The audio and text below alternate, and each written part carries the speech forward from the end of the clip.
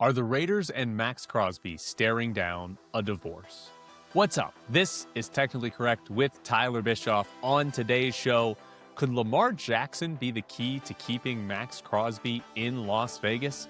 Plus, are we going to finally see Rasmus Andersson's debut for the Vegas Golden Knights? And Bill Foley is selling the Golden Knights, or at least part of the team. One of the biggest storylines of the offseason is going to be the future of Maxx Crosby.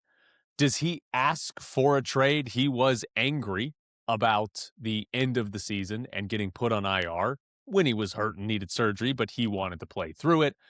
Do the Raiders think it's in their best interest to trade him, and what would his value actually be? Is it enough to move on from Maxx Crosby?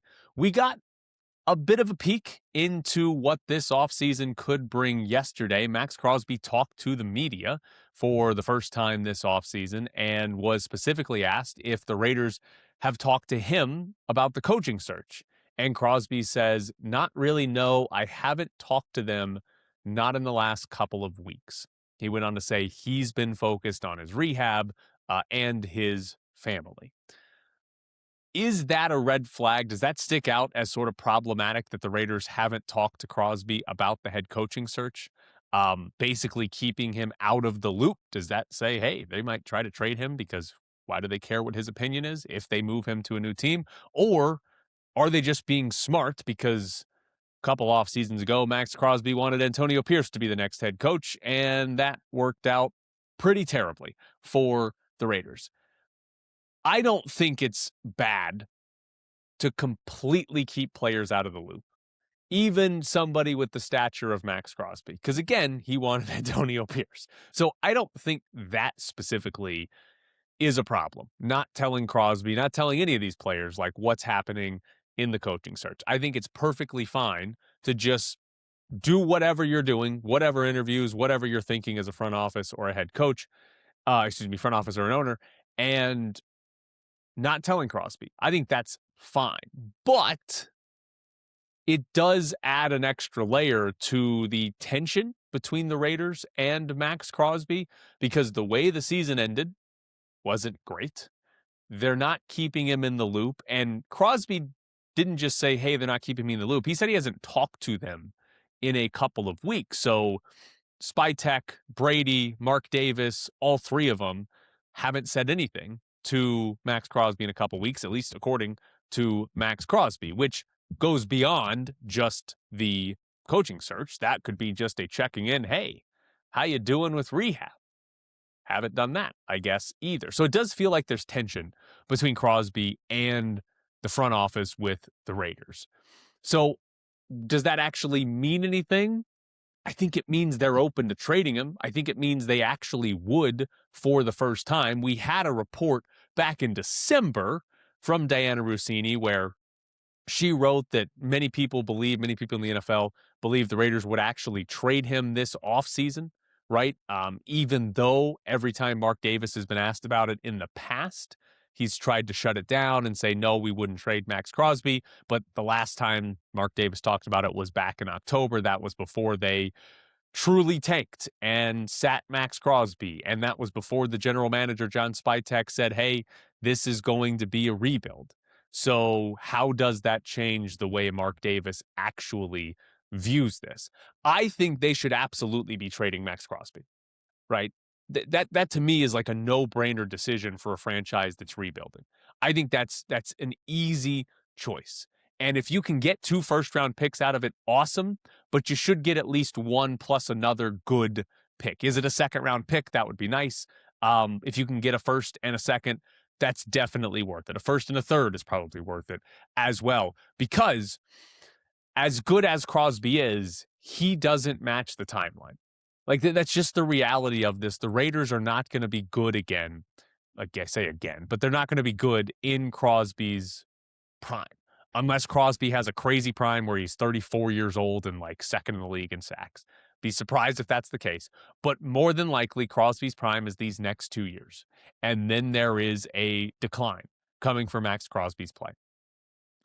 There's no real need to have a player as good as Crosby when you could turn that into a couple of draft picks, draft a couple of guys that are 23 years old, and then they are at the start of their primes in their third season when you are, in theory, good. The rebuild might go poorly, and they might never be good, but that would be the idea. So I think it's a no-brainer to trade away Maxx Crosby.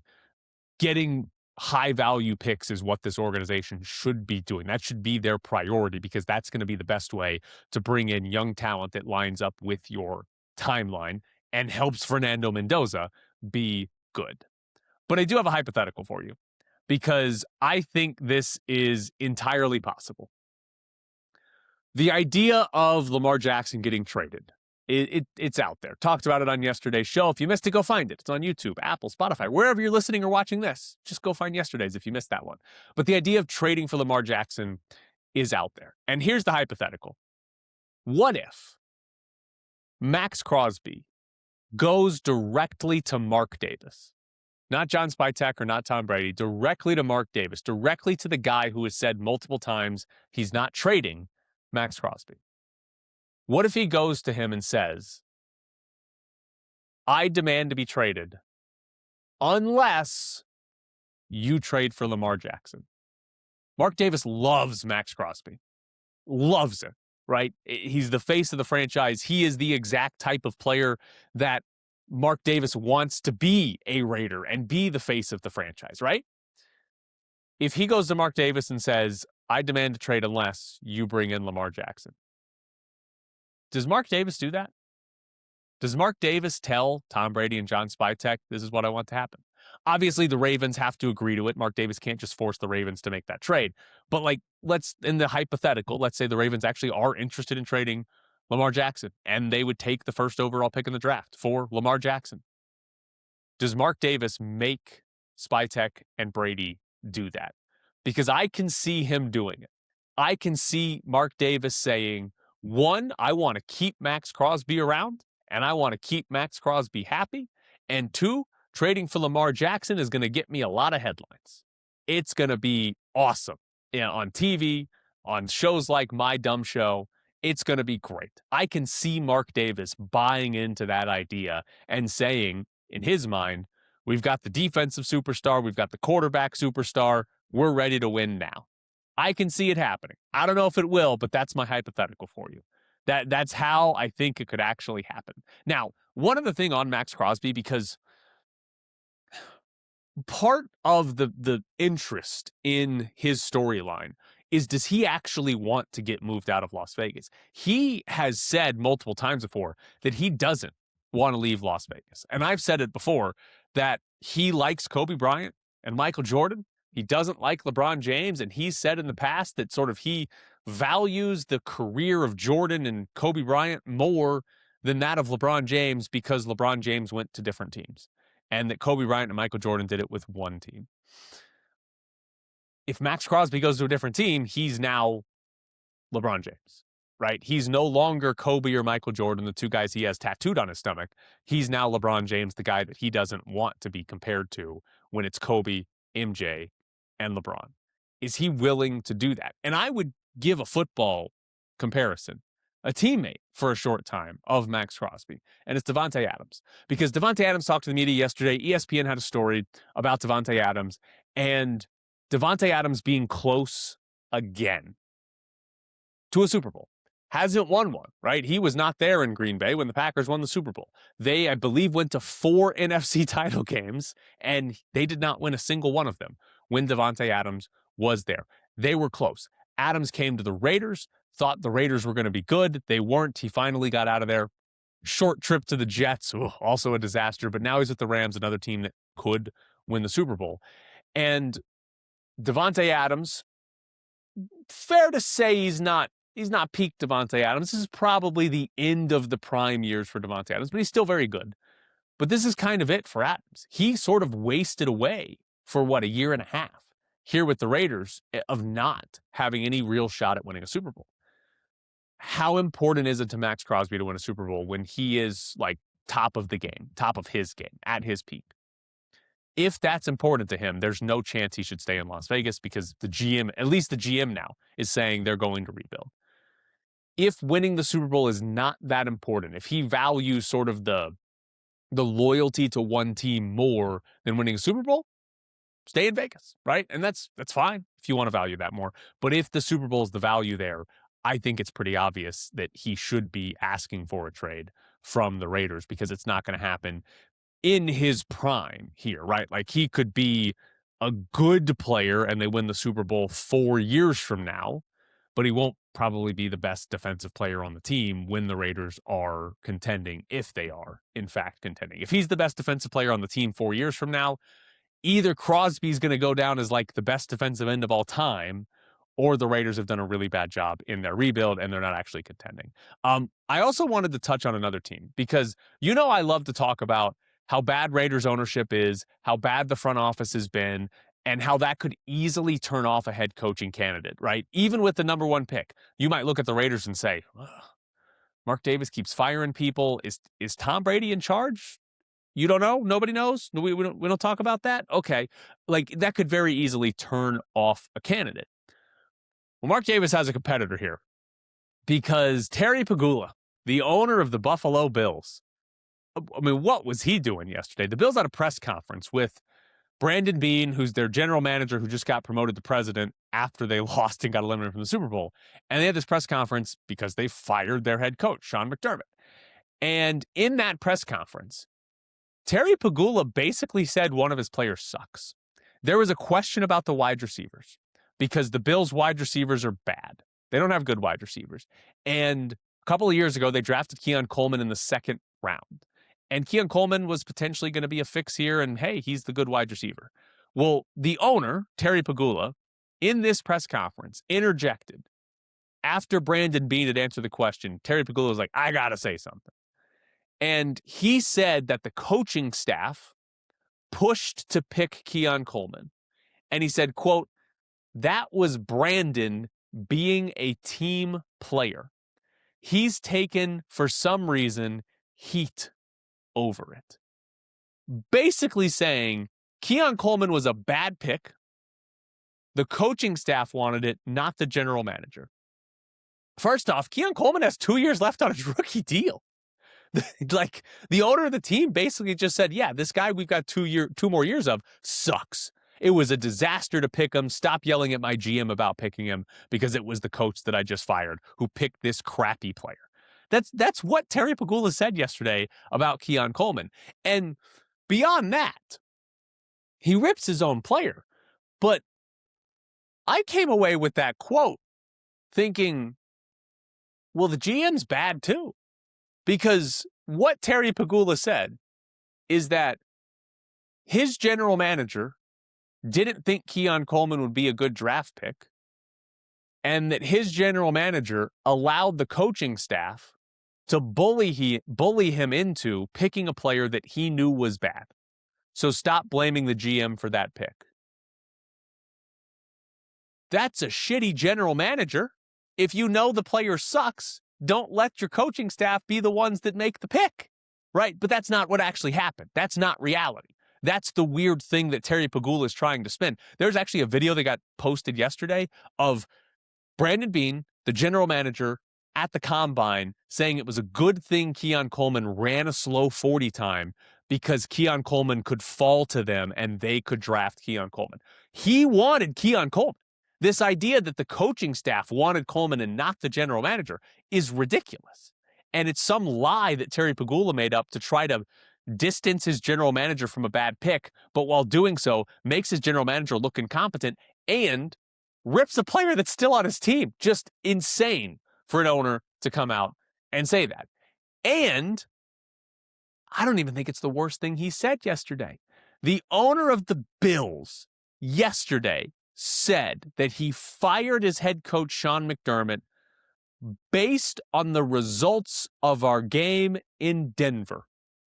And then went on and told a story about seeing Josh Allen crying in the locker room and Josh Allen wouldn't acknowledge him. That is abhorrent decision-making. Sean McDermott was your head coach for 9 seasons. You had damn near a decade of data on Sean McDermott, and you fired him because you lost an overtime game on the road to the number 1 seed in the AFC, a game in which your team had 5 turnovers. So if Brandon Cooks holds on to that ball and it's not an interception and the Bills kick a field goal, Terry Pagula thinks Sean McDermott's a good coach that needs to stick around. Like, it's just insane. And by the way, Terry Pagula in the same press conference said the refs made a mistake and that was not an interception. So he fired Sean McDermott because in his mind, the refs made a mistake? Because in his mind, that should have been a catch. The Bills kick a field goal and they win the game and they're still playing. He's telling us that he thinks the Bills were good enough to win that game, but he still fired the head coach over that game. Somebody's got to take Grandpa's team away from him. Somebody has to. Because if that's the decision-making that's going on there, the Bills are not going to be any good. The Bills are lucky to have Josh Allen because otherwise it's a dumpster fire of an organization. Terry Pagula, he bought the Buffalo Sabres of the NHL in 2011.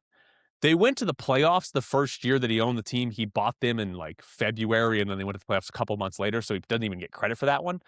They haven't been back since, and it's been 14 seasons. It's the longest drought in the NHL. He bought the Bills a few years later. They went to the playoffs one time in his first 4 years of ownership, and then Josh Allen came along, and they've been every single year since. The only success Terry Pagula-owned teams have is because of Josh Allen. They are so lucky to have Josh Allen. It's insane. And by the way, they're reportedly interested in hiring Brian Daboll as their head coach. He was the Bills' offensive coordinator. He left to become the Giants' head coach. That didn't work out, and now they're like, yeah, come on back and be our head coach. It'll work out here. I guess it's possible Daniel Jones and the Giants were just terrible, but why would Buffalo think he's better than McDermott? They've got Josh Allen, so it's still an attractive job, but if I were a head coach, I'd be like, what the hell did he just say? He's going to blame me because we lost to the 1 seed on the road, and he thinks the ref made a bad call that would have otherwise given us a win? Just insane. Horrendous ownership. How are there so many bad sports owners? That is so, it's so wild to me that there's so many owners in sports that suck, that are just terrible. Baseball's got a third of the league that's just spend money. Why would we do that? We'll just call up somebody from AAA. You're still going to show up to the games. NFL's got morons like Terry Pagula out here, right? It's insane to me. There's so many bad owners in this sport. Whatever the hell Jenny Buss is doing and ripping LeBron James and that story that's come out, it's just, you're running a sports team. It shouldn't be that hard, and yet constantly we just see incompetence after incompetence from these owners. It's wild. Coming up next, we're going to get into a little bit of what's happening in soccer in Las Vegas because it's not good, and Cliff Kingsbury in Vegas. Battle Blast, been serving Las Vegas since June 2012 with the very best in family entertainment. We are proud to provide the best facility, equipment, and service possible. Strap on laser tag vests, step into the 5,600 square foot 2-story arena designed to look like a worn-torn city street. An exciting atmosphere filled with exhilarating music, blacklight effects, and fog. Battle Blast also features a viewing deck for those not playing can watch players vest up and catch a view of the action going on in the arena. In between games, check out our arcade and prize center and enjoy tasty treats from our snack bar. Birthday parties, sports teams, group outings, and corporate events. Battle Blast does it all. We want to make your Battle Blast experience so good you'll want to return again and again. Battle Blast is the ultimate destination for family fun and friendly competition.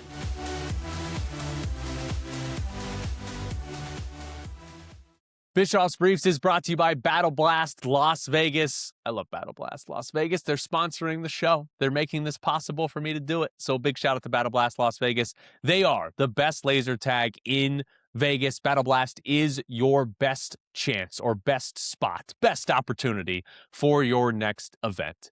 Kid's birthday party, your birthday party, corporate event, whatever it is, Battle Blast is the place to go. Get your friends and family, your coworkers, whoever together and go see who is good at laser tag at Battle Blast Las Vegas.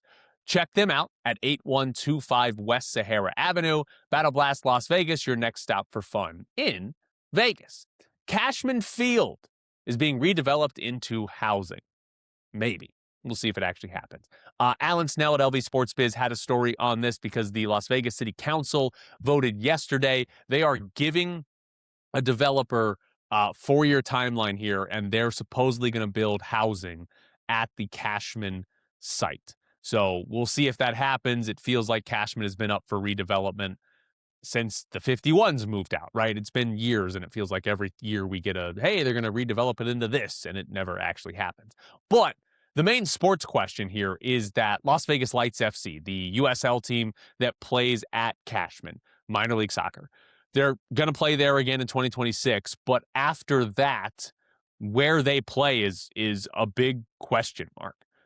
In theory, they build their own stadium somewhere, but can they actually do that, right? Jose Bautista, former Major League Baseball player, he's the primary owner. Does he have enough money to build a brand new stadium for Las Vegas Lights? It would be much smaller than what we normally see, but does he have enough money to do that? I honestly do not know. Would there be public money from the city of Las Vegas, Clark County, the state of Nevada? Henderson loves sports. I'm sure they would give out some public money, but would there be public money for lights? I don't know. It's minor league soccer, so I don't know that there would be.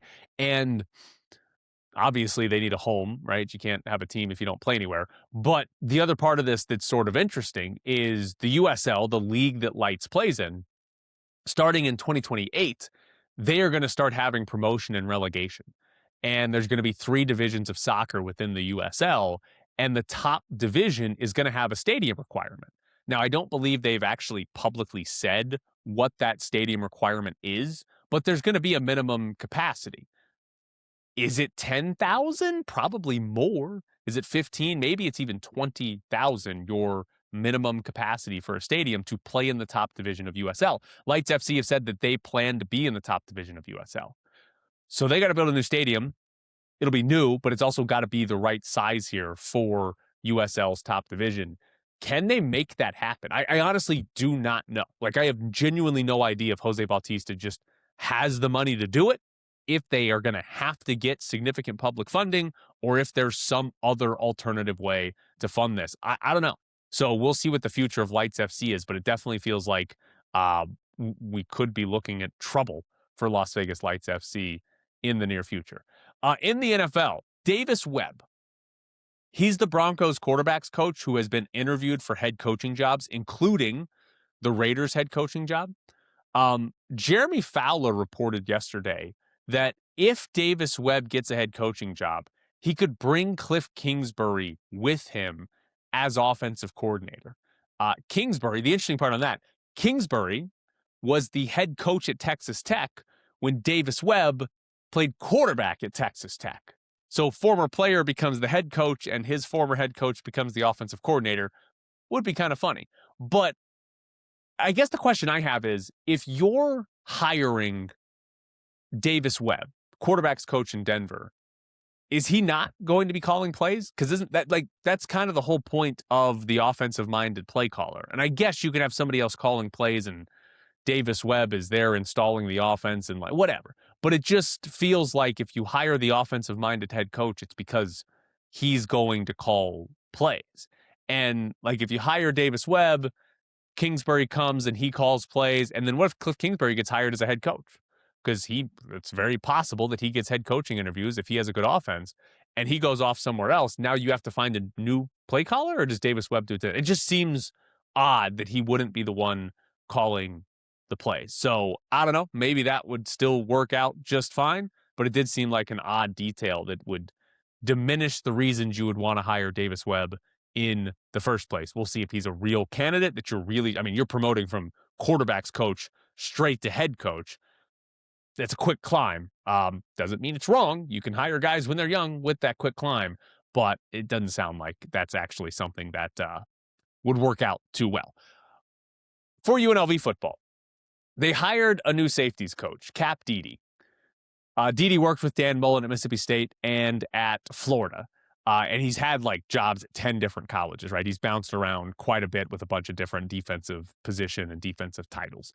But more importantly, the press release that UNLV sent out to announce the hiring of Cap Deedy said this: UNLV football head coach Dan Mullen has hired Cap Deedy, PhD, as the Rebels' new safeties coach. Cap Deedy played at Auburn. He got his PhD from Auburn not too long ago. So he's got a PhD. The funny part is not that he has a PhD. What I want to know is what conversation happened to make sure PhD was included in the press release. Because I don't think you normally do that. I think normally you write your press release and you're announcing the coach and you don't say that they have a PhD. It's not a doctor or anything like that. I went back and looked. His last 4 jobs, he was most recently at Oklahoma State, right? There's a lower level job. He was at LIU in there, Charlotte's in there, Colorado State's in there. He's been in a lot of places. But his last 4 jobs have all said PhD. All of them in their release has been Cap Deedy, PhD. So this has been happening. I couldn't find some of his later jobs. So like, for example, he was at Arkansas for a year, I think it was. I couldn't find the press release from Arkansas that said Cap Deedy has been hired, and if they said PhD. Same for when he was with Dan Mullen at Mississippi State and Florida. Couldn't find those press releases. Would have been great, but this has been a thing that when Cap Deedy gets hired, you put the PhD in the press release, and that's how you refer to him. So UNLV, they got a PhD on their staff. Should be good. The WNBA, they do not have a collective bargaining agreement. There can't be a season, but they announced their schedule for the upcoming 2026 season. Despite that, 44-game schedule, supposed to start on May 8th. Again, if the CBA between the Players Association and the owners is finally agreed to. So if we're going timeline here, that's less than 4 months away, and more likely we're looking at like 3 months, since there'll need to be some sort of preseason for the WNBA to not have any missed games for the disagreement between the Players Association and the owners. That still would be plenty of time, but they have had plenty of time and still have not come to an agreement. And I guess I haven't read an update recently, but the most recent updates from a couple of weeks ago did not sound like they were close on any sort of agreement for what the next pay structure will be for the players in the WNBA. So is 3 months going to be enough time? Deadlines tend to make things happen a lot quicker. Is that going to be a deadline that gets them to agree to something, get somebody to budge, or are we actually going to have missed games? We'll see. But as of now, I would guess we do have missed games because I don't think they're close. And from usually the owners win, the players are the ones that back off and cave in. The way the players have talked, it doesn't sound like they're likely to cave in on what they want. So this would seem to be fairly contentious and a real chance for there to be a work stoppage or a lockout, whatever it is, and there to not be games, or missed games at least at some point, going into May when the season should be starting. By the way, Aces, if everything goes to plan, would open the season on May 9th against the Phoenix Mercury. That is a rematch of the WNBA Finals, which I like when leagues do that. I know it's a little hard at football because they don't always play each other, but I do like when we get a rematch of the championship game or series in the first game or series of the next season. In college football, here's an interesting one. And I don't know if this is the first, but it's the first that I've seen it. LSU is paying a buyout for an Ole Miss transfer. So Prince Will Umanliaman is transferring from LSU to Ole Miss. I should know how to say his last name. I still don't know how to say his last name. His name is Prince Will. That's all you need to know. He's got a brother named Princely in the NFL. He's following Lane Kiffin going from Ole Miss to LSU, but he had already signed a deal to stay at Ole Miss and get paid. But part of his deal has a buyout, and that buyout is $500,000. So LSU is going to pay Ole Miss $500,000. That's according to Garland Gillen, who covers college football. That's according to Garland Gillen, that LSU is going to pay $500,000 to Ole Miss to buy out Prince Will of his contract. This is how soccer works. You have transfer fees where teams don't trade for players like we see in American sports. They buy them from the previous teams. And those teams have to agree to sell the player, and you agree on a price and you sell the player, right? this is how soccer works. And it seems like the obvious step for college athletes. You sign a player, right? He signs a contract. We're going to pay you this amount of money, and 1, 2, 3, 4 years, well, however many years you want it to be, 5, well, 5 years of eligibility for sure soon. But let's just say player signs out of high school, 2-year deal with whatever school he's going to make however much money. As a freshman, he's awesome. He's better than the school he's at, right? And he then is looking to go to a better school that's going to pay him more money. Okay, cool. You still have a year left on your contract. You can't leave for free. If you want to leave, your new school has to pay us the buyout that we agreed to in your contract, right? It seems like an obvious step. And what would happen, and I know Ole Miss is not a group of 5 school, but what would happen is you would have the lesser schools would actually get a monetary benefit, a monetary value from losing players to the transfer portal to better schools. And, by the way, if a player signs a 1-year contract, then you don't get the transfer fee because he's a free agent in that regard. But you get some sort of fee out of this. And let's say you have a great player and he transfers, Jackson Arnold. He transfers away to Nebraska. But you had in the contract $1 million transfer fee or buyout, whatever you want to call it. And now UNLV has an extra $1 million to go spend on other players to bring them in to replace, I said Jackson Arnold, Anthony Calandria, to replace Anthony Calandria with Jackson Arnold, or to spread it around on defense, whatever you want to do. I think it's a pretty obvious step. There should be, people keep saying college football is in chaos and all this is bad for it, and all, whatever. There just needs to be some uniformity. We just need some uniformity. We just need some rules in place that just say, all right, you sign a contract to play for the school for a certain amount of time for a certain amount of money. If you, as the player, want to get out of that, there's a buyout. If the school wants to get out of that, there's a buyout. Just like it works for coaches and just like it works in European soccer, right? That seems like what should be happening here, because part of the other thing that's annoying in college sports is you'll hear these numbers about how many players are in the transfer portal, and then you'll even hear 30% of kids in the transfer portal didn't even find a school the next year. Why did they go into the portal? It's because they got kicked off their program. It's because the coaches came to them and said, you're not good enough, get the hell out of here, right? They used to do that and just take the kids off scholarship. Now you go into the portal, but you weren't good enough at a Mountain West school.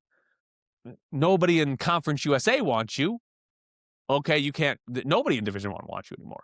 So if you sign a 1-year deal and the school says we're done with you, they're done with you. But if you sign a 2-year deal and then your coach is like, you sucked, you weren't good enough, we need to get rid of you, they got to pay you some money to go away. Otherwise, they got to keep paying you to stick around and play for the team. So I feel like there's obvious answers here. There's just not structure to put it in place.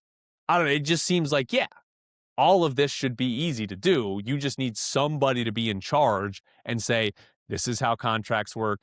This is what the language should be. And we just don't have that because college sports just is not allowed to have competent leadership ever, apparently. But this has been Bischoff's Briefs, brought to you by Battle Blast Las Vegas, the best laser tag in the Valley. Have your next birthday party at Battle Blast. If you book the party package, you'll get a private party room, dedicated party host, pizza, soda, arcade tokens, and obviously, laser tag. If you want to add on a game for the adults, you can do that as well, or just book it for your birthday instead of for your kid's birthday. Battle Blast Las Vegas, located at 8125 West Sahara Avenue, your next stop for fun in Las Vegas. The Golden Knights are in Boston tonight, 4 p.m. start, so an early start as it is an East Coast road trip for Vegas.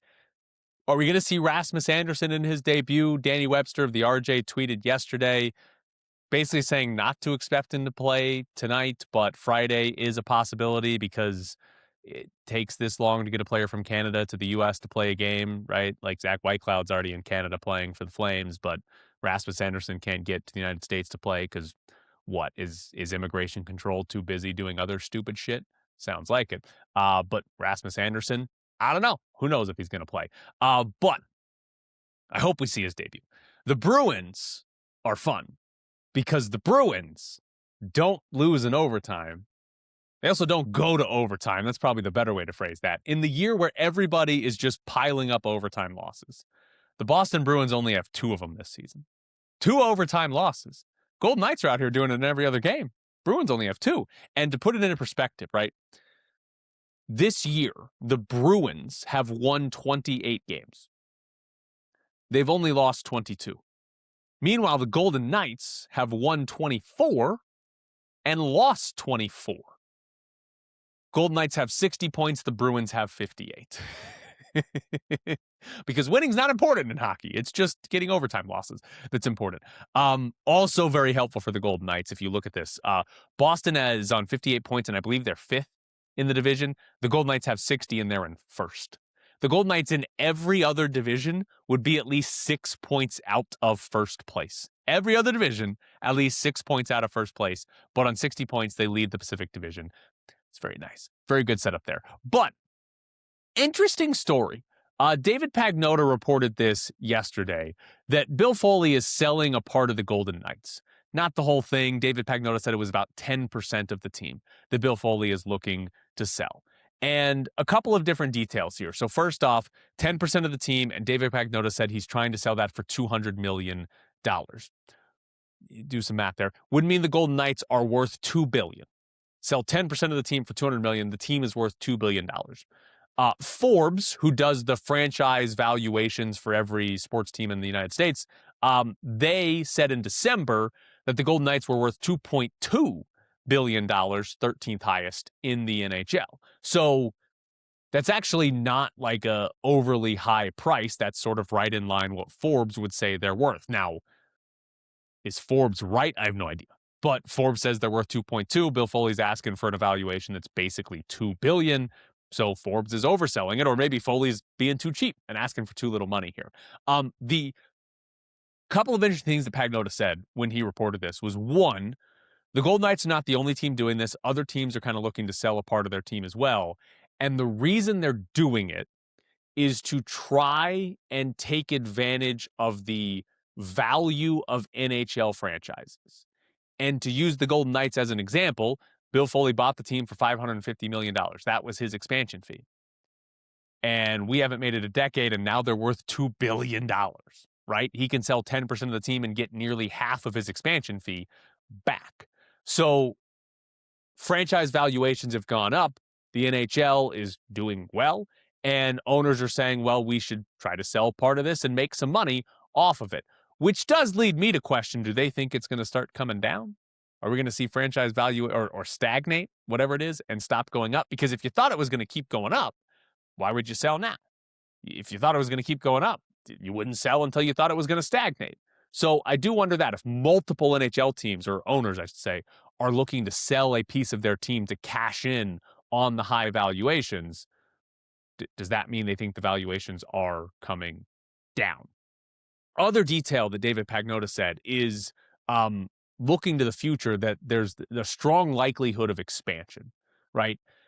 And to tie into this team evaluation, last year there was a report that when the NHL expands, apparently they're going to, that the minimum price for the expansion fee would be $2 billion, just like how much Bill Foley thinks his franchise is worth while he's trying to sell 10% of them. Plus, there would be a $500 million minimum requirement to help build a new arena. So there's a little bit more, but the actual expansion fee, $2 billion. I wonder, does the NHL need a team like Vegas, who's not, like Toronto was valued as the highest evaluation of any NHL team. So not like team at the very top or team at the very bottom, just 13th most valuable franchise, pretty close to the middle. Do they need a team like that to basically sell part of the franchise to say, look, that team is worth $2 billion, so give us an expansion fee because that's a comp for you. Middle of the road. Like, is that, do they kind of need that as a price setting point? And would it be helpful if other teams did so as well? I don't know. I don't know if you need that, but maybe they would like that to say, yeah, this is why we're charging you $2 billion. Also, you'd probably ask for more. If the Golden Knights are valued at $2 billion, probably say, well, make it 2.5. And if it comes 5 years from now, Is it going to be $4 billion? Like, why wouldn't it keep going up? Unless the owners think it's stagnating and coming down, why wouldn't that number keep going up? So what the expansion fee of the 33rd and 34th teams in the NHL is probably going to be based a lot on what teams sell for or portion of teams sell for and what that means for value. I do wonder how long it'll take. Is it going to take 5 years, right? It doesn't seem like they're in a hurry to expand. So it's not like, oh yeah, they're going to announce it next year and get it going. The other parts though is like, does 33 and 34 work? It just seems like too many teams, right? Like what? Why? To get the expansion fees? I don't know. It just seems like you're getting to the point where college conferences are, where you're just too big. It's just like unwieldy. It's just like there's too many damn teams. What are we doing here? So I don't know. 33, 34 seems like a lot. As far as cities go, I know. I'm trying to remember back in the summer, I think it was Atlanta and Houston were the two main ones that are sort of out there as possibly getting an NHL team. Houston's like third or fourth biggest metro population in the United States. So there's some obvious just quantity there to why you would go to Houston. I think also Houston could make sense in the way Vegas made sense, in that you could create new hockey fans, right? It wouldn't be, oh, we're going to a Canadian market where everybody cheers for the Oilers or the Maple Leafs already, and we're just trying to convert them into brand new fans. It would be, oh, these people don't care about hockey. If we give them a team, they care about hockey, and now we've got more fans. So maybe that works there. Atlanta would be what, the third time they'd go to Atlanta? Does it work the third time? It might. I don't know. Get good ownership, win some games early, and get some fans there? Maybe. But it seems like those would be the top two. They're big cities. They're in the south of the United States. The NHL would love to have more teams in the southern part of the United States. So that would be an easy two to go to in theory. But if it actually works, we'll see. And we'll see if Bill Foley sells 10% of the team. So if you got $200 million, you can go be Bill Foley's partial owner. Maybe Tom Brady wants to buy him. Does Tom Brady want to have a, hey, I show up 5 times a year and decide who the Golden Knights trade for at the trade deadline? He should do that. That'd be fun. This has been Technically Correct with Tyler Bischoff. Thank you for tuning in.